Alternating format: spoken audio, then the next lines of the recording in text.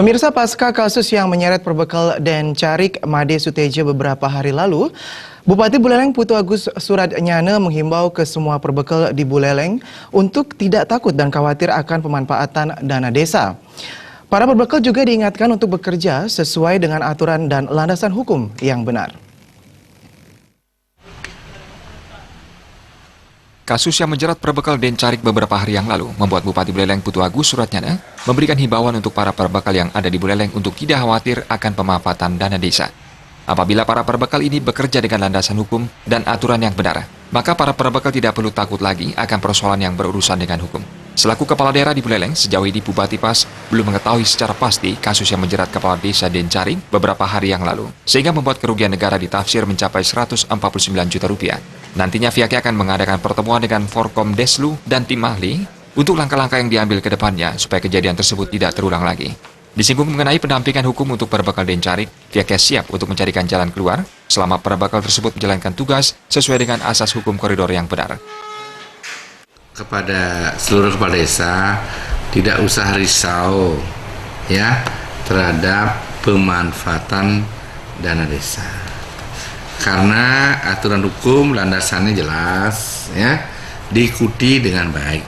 Itu yang penting pertama.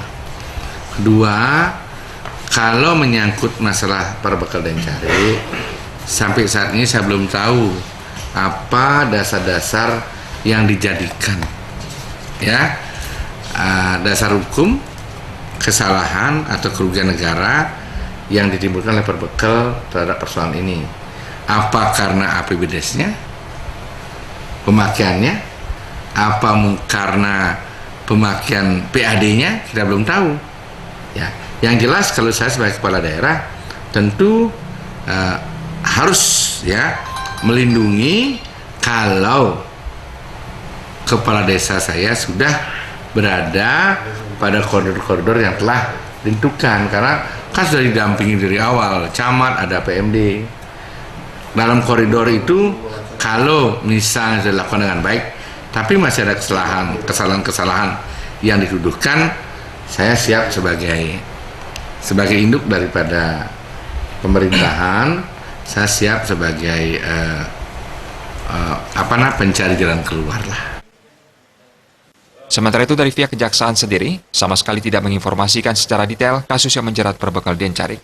Informasi sementara, perbekal Dencarik diduga menyelewengkan wewenang dalam menggunakan APBDes tahun 2016 dan 2015. Komang Yuda